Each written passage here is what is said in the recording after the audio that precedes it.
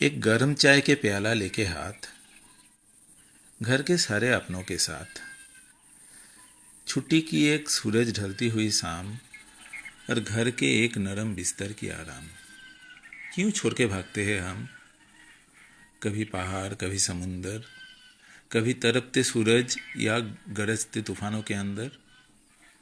गिरते हैं, पड़ते हैं, फिर उठ के चलते हैं, खुशी से उछलते हैं, डर की आंखों में आंखें डालते हैं, अपने अंदर की बचपना को ढूंढते हैं, अनजाने को जानते हैं, अनदेखा को देखते हैं, और अंत में जब अपने घर वापस आते हैं तो ये हर बार नया और प्यारा लगने लगता है।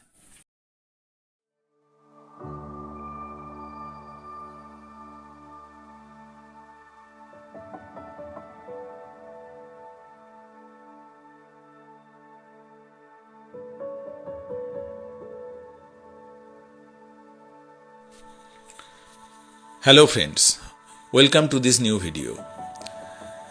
आप सबको पता ही है कि हम लोग पिछले 10-12 दिनों से स्पीति राइड में लगे हुए हैं और आज हम लोगों के राइड के अंतिम घड़ी में पहुंच चुके हैं।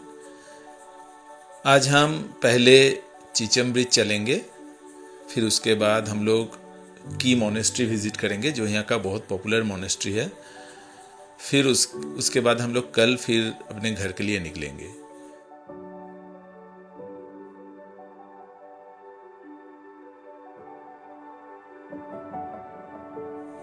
और इस वीडियो के एंड में मैं आप लोगों को ये भी बताऊंगा कि एक राइड करने के लिए कलकत्ता से मैं आया था, तो वेस्ट बंगाल की किसी भी जगह से अगर आप आ रहे हो या तो दूसरे कहीं से भी आ रहे हो, आप उस हिसाब से एडजस्ट कर सकते हो। आप लोगों को आइडिया मिल जाएगा कि स्पीति राइड करने के लिए आप लोगों को कितना दिन का प्लानिंग करना चाहिए, कहाँ पे रुकना चाहिए और बजट कितना होगा आप लोगों का हो सकता है, उसका एक अंदाज़ा भी आप लोगों को मैं दे दूँगा। और क्या क्या साइट सीन आप लोग कर सकते हो इस टूर में, और कुछ गलती मैंने किया है जो आप लोगों को नहीं करना है तो वो भी मैं शेयर कर दूंगा। तो आप जुड़े रहिए मेरे वीडियो में और अंत तक देखिए। अभी के लिए इस रास्ते का खूबसूरती एंजॉय कीजिए। थोड़ी देर बाद मैं आपको चीचम ब्रिज के ऊपर मिलता हूँ फिर से।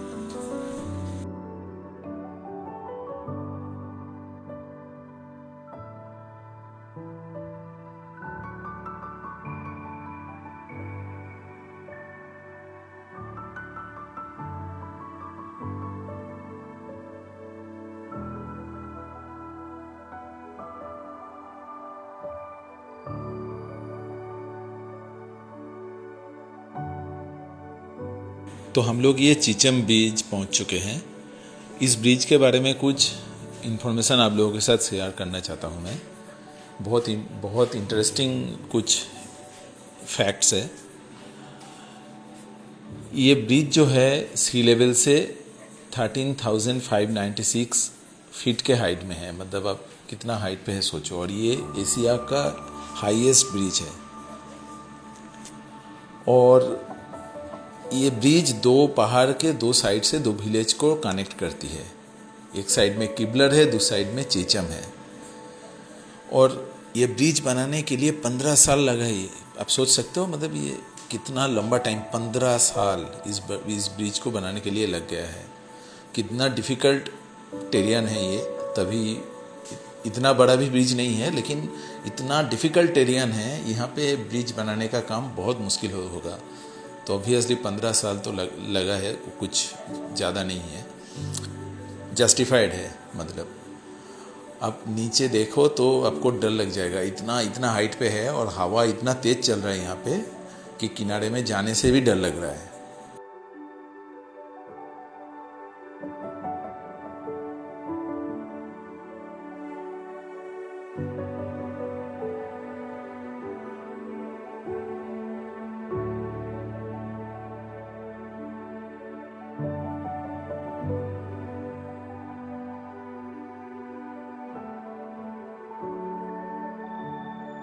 और ये जो सारे फ्लैग लगाए ना, इस ब्रिज के खूबसूरती में 4 चांद लगा दिया है इन फ्लैगों ने। और यही रास्ता है जो आपको चंद्रताल लेक लेके जाता है, लेकिन हम लोगों के किस्मत में नहीं है। जैसे आप लोगों को पता है कि हम लोगों का बाइक तो हम लोगों ने नाकों में छोड़ के आए हैं। तो दूसरे सीज़न में हम लोग फिर से आएंगे और आगे का रास्ता फिर से एक्सप्लोर करेंगे।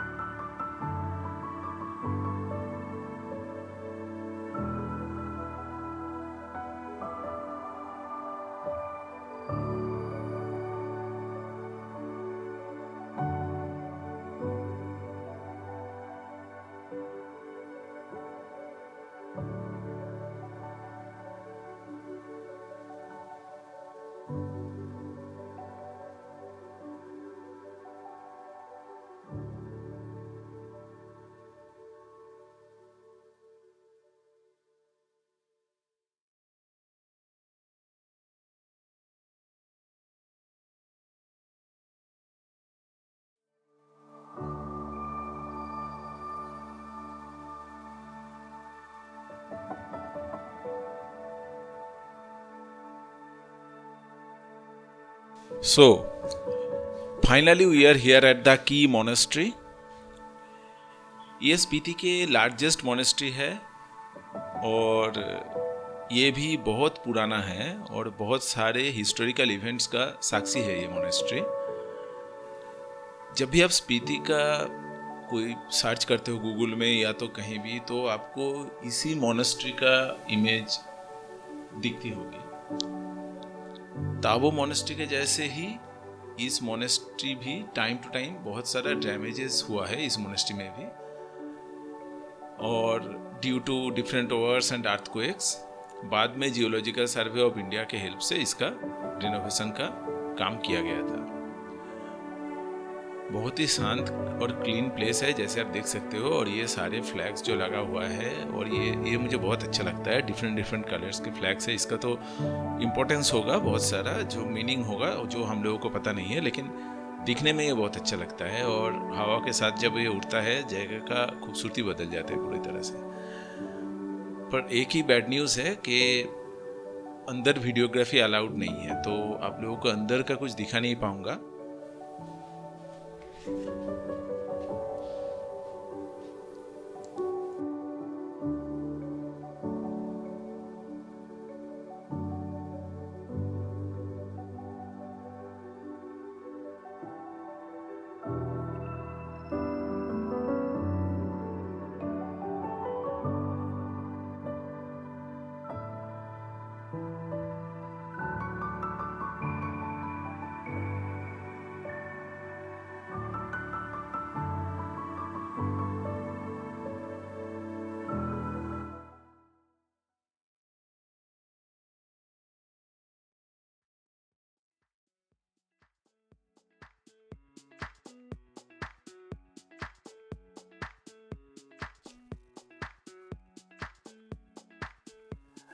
तो आप लोगों को जैसे पता है कि हम लोगों ने स्पीति राइड ख़त्म किया है। अभी टाइम है कि मैं आप लोगों के साथ मेरा ये जो राइड किया था मैंने कलकत्ता से, इसका बजट क्या हो सकता है और मेरा एक्सपीरियंस मैं शेयर करूं। मतलब कितना बजट आपको प्लान करना चाहिए और कितना दिन लग सकता है, कहाँ पे आप रुकोगे, कौन सा रूट बेटर रहेगा, और आपका साइड सीन कहाँ पे कर सकते हो, और जो गलती मैंने किया है ये सब आपको नहीं करना चाहिए। ये सब चीज़ मैं आप लोगों के साथ शेयर करने वाला हूँ।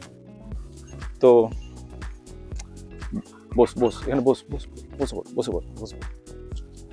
तो हम लोगों ने कलकत्ता से स्टार्ट किया था करके, हम लोग डे 1 में हम लोग बॉक्सर पहुँचे थे। बॉक्सर में नाइट स्टे किए थे। बॉक्सर बिहार के बॉक्सर में प्लान था नेक्स्ट डे हम लोग पूर्वांचल एक्सप्रेसवे पकड़ेंगे।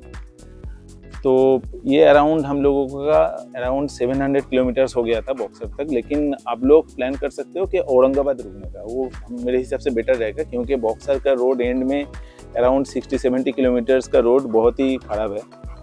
तो औरंगाबाद का रोड बेटर मिला था हम लोगों को। लौटते टाइम हम लोग औरंगाबाद होके आए थे, तो वहाँ से भी आपको पूर्वांचल एक्सप्रेसवे मिल जाएगा। तो औरंगाबाद आप अगर पहुँचते हो तो आप लोगों को अराउंड 550 किलोमीटर्स का डिस्टेंस कवर करना पड़ेगा कलकत्ता से। तो नेक्स्ट डे हम लोग पूर्वांचल एक्सप्रेसवे पकड़े थे डे 2 में, और हम पहुंचे थे आपका लखनऊ में हम लोगों ने लॉन्च किए थे। तो लखनऊ पहुंचते पहुंचते हम लोगों का करीब 4 बज गया था शाम का। और पूर्वांचल एक्सप्रेसवे के बारे में मैं कुछ मीथ्स है जो लोग मैंने पहले भी बताया था कि बहुत सारा पहले ऐसा था कि पूर्वांचल एक्सप्रेसवे के अंदर कहीं पे भी कोई पेट्रोल पंप वगैरह नहीं था, फ्यूल नहीं मिलता था। लेकिन अभी ऐसा नहीं है, अभी सिचुएशन डिफरेंट है, बहुत सारा पेट्रोल पंप्स है, आपको कोई फ्यूल कैरी करने की ज़रूरत नहीं है। तो आप ऐसे भी मतलब पूर्वांचल एक्सप्रेसवे में चढ़ने से पहले आप फिलअप कर लो, और फिर बीच में आपको मिलता रहेगा। और फिर शुरू में अगर फिलअप नहीं भी करते हो, विद इन 50-60 किलोमीटर्स आपको फिलिंग करने का ऑप्शन मिल जाएगा, तो ऐसा कुछ नहीं है। और बीच में आपको रेस्ट रूम्स वगैरह मिल जाएगा, जहाँ पे खाना वगैरह सब कुछ आपको मिलता रहता है। ऐसा नहीं है कि रोड के कहीं पे भी आपको कुछ खाना खाने के लिए मिलेगा या तो आप रुक सकते हो, ऐसा नहीं है। आपको चलना पड़ेगा, जहाँ पे आपका प्रॉपर डिजिग्नेटेड लोकेशन है वहीं पे आप रुक सकते हो। रोड बहुत अच्छा है, लेकिन टोल्स थोड़ा ज़्यादा है, लेकिन रोड बहुत अच्छा है, तो आप आराम से चलो, रिलैक्स होके, कोई टेंशन नहीं है। तो हम लोग पहुँचे थे लखनऊ में लॉन्च करके हम लोग रात तक करीब ऑलमोस्ट 9:30-10 बज गया था, हम लोग बरेली पहुँचे थे उसी दिन। तो डे 2 में नाइट स्टे हम लोग बरेली में किए थे। आप लोग देख लो, आप लोग वहीं पे उस आसपास में ही कहीं पे आपको करना पड़ेगा, क्योंकि आप तो शिमला तक नहीं पहुँच पाओगे या तो सोलन तक नहीं पहुँच पाओगे सेकेंड डे में। तो डे 3 में हम लोग अर्ली मॉर्निंग निकले थे बरेली से, और हम लोग डे 3 में हम लोग पहुँचे थे सोलन वैली में हम लोग रुके थे। तो डे 3 सोलन में रुके थे, और डे 4 हम लोग शिमला को बाईपास करके हम लोग चले गए थे नारकंडा। तो आप लोग ऐसा कर सकते हो कि शिमला में आप लोग साइट सीइंग कर सकते हो, ऐसा कुछ प्रॉब्लम नहीं है। तो फिर आप सोलन में बिना रुक के आप लोग सीधा शिमला आ जाओ उस दिन, और शिमला में साइट सीइंग करके फिर उसी दिन निकल के आप नारकंडा में हाटू पिक करके आपको आगे निकलना पड़ेगा। तो आप लोगों का एक दिन एक्स्ट्रा हो जाएगा। लेकिन मेरे हिसाब से शिमला में बहुत ही कंजेस्टेड मिलेगा आपको, टूरिस्ट का रशेस बहुत ज़्यादा रहता है, और रोड्स भी अच्छा नहीं है, मतलब नैरो रोड से अंदर में, तो आपको उतना अच्छा नहीं लगेगा। तो शिमला आप बाईपास कर सकते हो, क्योंकि शिमला तो मुझे लगता है मोस्टली लोगों को घुमा हुआ होगा, या तो नहीं होगा तो अलग बात है। तो शिमला को अगर आप बाईपास कर देते हो तो एक दिन आपको बच जाएगा। तो आप सीधा पहुंचो नारकंडा में नाइट स्टे करो, और नेक्स्ट डे मॉर्निंग जो हम लोगों ने किया था, next day morning Hatu peak ride जरूर करो। हाटू पिक राइड बहुत अच्छा आपका ये है लोकेशन है साइट सीइंग के लिए नारकंडा में, क्योंकि उसका जो स्टीप क्लाइंबिंग है और जो उसका साइट सीन है बहुत अच्छा लगेगा क्लाइंब करते हुए आपको वहाँ पे बाइक से। ठीक है, ज़्यादा लंबा नहीं है, करीब 10-11 किलोमीटर का ही राइड होगा हाटू पिक राइड। वो सुबह कर लो ब्रेकफास्ट करने, और वहीं पे आपको सिड्डू मिल जाएगा। हाटू पिक जहाँ से स्टार्ट होता है वहीं पे आपको 2-3 शॉप मिल जाएगा, और वहीं पे सिड्डू मिल जाएगा। आप उसी का ब्रेकफास्ट कर लो, बहुत अच्छा ब्रेकफास्ट है, और करके वहाँ से आप निकल जाओ सीधा सारहन के रास्ते। अभी यहाँ पे एक थोड़ा सा डिफरेंट है, सारहन एक्चुअली स्पीति के प्रॉपर रूट में नहीं आता है। तो ये करीब स्पीति का जो मेन रोड है वहाँ से आपको अराउंड 20 किलोमीटर्स 15 to 20 किलोमीटर्स दूसरा रोड में ऊपर जाना पड़ेगा। इधर आ जाओ, ठीक है उठाई की कोई चीज़ बॉस। तो स्पीति से आपको अराउंड 15-20 किलोमीटर्स ऊपर जाना पड़ेगा, तो मेन हाईवे छोड़ के। तो आप कर सकते हो, आपको चाहिए तो मैं बताऊंगा आप कर लो। सारहन भीमाकाली टेम्पल बहुत ही पॉपुलर है और अच्छा है, अच्छा लोकेशन है। तो वहाँ पे कुछ साइट सीन भी है जो आप कर सकते हो। मेरा वीडियो में आप देखोगे तो आपको आइडिया लग जाएगा। भगवत वाटरफॉल है, ये सब है, आप कर सकते हो, आपको अच्छा लगेगा। तो एक दिन सारहन तो रुकना चाहिए। तो सारहन में साइट सीइंग करके आप उसके नेक्स्ट दिन आप निकल जाओ सीधा सांगला के लिए। और सांगला में यहाँ पे भी एक थोड़ा सा डिफरेंट आप लोग कर सकते हो सांगला के लिए, कि सांगला में आप रुक सकते हो, या तो आप सीधा चले जाओ चितकुल, क्योंकि सांगला का जो रोड है अराउंड सांगला या तो चितकुल बोलो सेम ही रोड है, वो आपको हाई रोड से साइड में जाना पड़ेगा। अराउंड 23 to 25 किलोमीटर्स है, तो वो वाला 27 किलोमीटर्स है शायद चितकुल तक। तो ये वाला रोड आपको बहुत ही सिंगल रोड है, बहुत ही घटिया रोड है, सीधा बात है। और सिंगल रोड है, ऊपर से ट्रक्स भी आता जाता रहेगा, तो आपको रुक के साइड देना पड़ेगा। स्टीप क्लाइंबिंग है और पूरा हेयर पिन टर्न है, बहुत सावधानी से जाना पड़ेगा, नहीं तो भाई रिस्क है। तो ये रोड आप आराम से चलो। और सांगला में ज़्यादा कुछ देखने लायक है नहीं अगर आप ट्रेक्स वगैरह नहीं करते हो, क्योंकि वो एक टेम्पल है और लोकल मार्केट है, तो वो आप आते जाते हुए रास्ते में आप कवर कर सकते हो। तो आप सीधा, मेरे हिसाब से सीधा चिटकुल चले जाओ। चिटकुल बहुत अच्छा लोकेशन है। एक दिन आप चिटकुल में अगर पहुंच जाते हो, नेक्स्ट डे आप चिटकुल में रुक जाओ, या तो मैं तो बताऊंगा चिटकुल में एक दिन रुक जाओ। एक दिन बहुत आपका लगेगा कि आप पूरा एकदम स्वर्ग में आ चुके हो, इतना खूबसूरत जगह है चिटकुल। तो चिटकुल में एक दिन रुक जाओगे तो उसके नेक्स्ट दिन आप निकल जाओ सीधा नाको के लिए। नाको में आपको रुकना पड़ेगा, क्योंकि नाको के बाद का जो रास्ता है, नाको तक रास्ता अलग है, नाको के बाद का रास्ता कम्प्लीटली चेंज हो जाएगा, क्योंकि नाको तक प्रॉपर हाईवे मिल जाएगा आपको।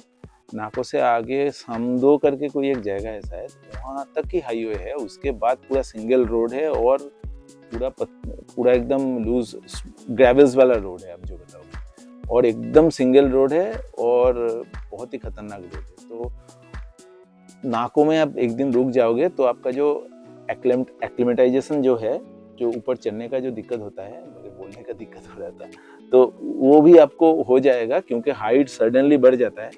तो नाको में आप रुक के नेक्स्ट डे आप ताबो तक जाओ। ताबो में आप विजिट करो। ताबो में स्टे करने का ज़रूरत नहीं है, ताबो का मोनेस्ट्री है और कुछ है नहीं। ताबो में मोनेस्ट्री देख लो, फिर आप सीधा काजा के लिए निकल जाओ। तो मेरे हिसाब से ये जो टोटल टूर है, ये आप करीब 13 दिन में कंप्लीट कर सकते हो, मैक्सिमम 14 डेज। तो 14 डेज के हिसाब से मेरा जो टूर कॉस्ट आया था, करीब आपका हो जाएगा, फ्यूल का मेरा आ गया था 20,000 का आ गया था, क्योंकि मेरा बाइक में 25 का अराउंड माइलेज देता था। उसके ज़्यादा तो माइलेज नहीं मिला नहीं मुझे, क्योंकि सोच सकते हो कितना स्टीफ क्लाइंबिंग वगैरह है माउंटेन में। और हाईवे में भी मैं थोड़ा खींच के गया था, क्योंकि आपको लगेगा कि इतना खुला रोड है तो आप ऑब्वियसली अराउंड 90-100 तो खींच ही दोगे। इतना सेफ रोड है, कुछ भी रिस्क नहीं लगेगा आपको, इतना बड़ा रोड है उत्तर प्रदेश साइड में। तो 25 का माइलेज तो बहुत है, उससे ज़्यादा नहीं मिलेगा। तो 25 का माइलेज के हिसाब से मुझे 20,000 का फ्यूल जल गया था मेरा। और पर डे आपका, हम लोग दो बंदे थे, तो एक बाइक में गए थे, तो पर डे आपका दोनों के लिए 12,000 का एवरेज में आपका होटल स्टे का आ जाएगा। मतलब आप अगर बहुत क्योंकि आपका ऐसा होगा कि ज़्यादा ढूंढने का टाइम नहीं मिलेगा आपको, हाईवे के नज़दीक ही रहना पड़ेगा, क्योंकि आप ट्रैवल कर रहे हो। सिटी के अंदर ज़्यादा जाओगे तो निकलने के लिए, जाने के लिए टाइम लग जाएगा, तो उतना आप नहीं कर सकते हो। तो हाईवे के नज़दीक में आपको कहीं पे क्या होगा कि 800 में भी मिल जाएगा, कहीं पे 1000 में ही मिल जाएगा, और कहीं पे जाके देखोगे कि आपको 1500-2000 में मिल रहा है। तो ऑन एन एवरेज आपको 1200 का नाइट स्टे का लग जाएगा। और उसके बाद आप लोग चले, और डेली का जो फूडिंग का है, पर हेड 600 रुपये का पकड़ लो ऑन एन एवरेज, क्योंकि कहीं पे ज़्यादा लगेगा, कहीं पे कम लगेगा, वही है। मतलब 1200 का स्टे और 1200 का फूडिंग 2 बंदे के लिए। तो पर डे 2400 आपका 2 बंदे का ऐसे कॉस्ट आएगा। उस हिसाब से आपका 12-14 दिन जितना दिन लग रहा है वो देख लो आप कैलकुलेट करके, आप कहाँ से हो उस हिसाब से। मैं कलकत्ता से था, आप अगर दूसरा कहीं से हो, बिहार से हो या तो यूपी से हो, तो उस हिसाब से आपका कम भी लग सकता है। या तो आप साउथ से हो तो आपको, साउथ इंडिया से हो तो आपको ज़्यादा लग जाएगा दूसरे पार्ट से। और यही है। और टोल वोल अलग, टिकट वगैरह जो कुछ भी है उसको पकड़ लो आप, 3000 रुपये और एक्स्ट्रा पकड़ लो। तो ये एवरेज कॉस्ट है जो आपका लगने वाला है।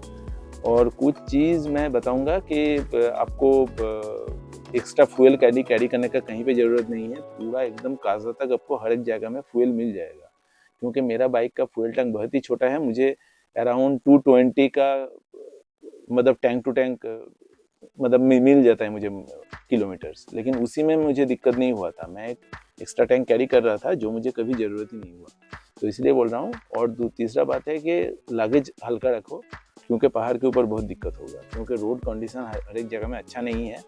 और जितना भारी होगा बाइक आपका, उतना आपको उसको संभालने के लिए दिक्कत होगा, और आपका सॉकर के ऊपर प्रेशर आएगा, मतलब बहुत दिक्कत होगा। बाइक हमेशा हल्का रखो, लगेज हल्का रखो, और यही है। और best of luck for your next trip, जब भी आप प्लान करते हो। और समथिंग जैसे मैंने घर पे आ गया, हो गया। ये मेरा थोड़ा सा पुराना राइड है, मैं ये किया था नवंबर के टाइम में मैंने किया था ये राइड, तो हो गया मेरा ऑलरेडी 6 महीना। तो पता है हम लोगों को, बाइकर्स लोगों को खुजली तो होने लगता है, मुझे भी होने लगा है, तो बहुत जल्दी कुछ बड़ा राइड आने वाला है। अब जुड़े रहिए मेरे वीडियो के साथ। See you on the next video.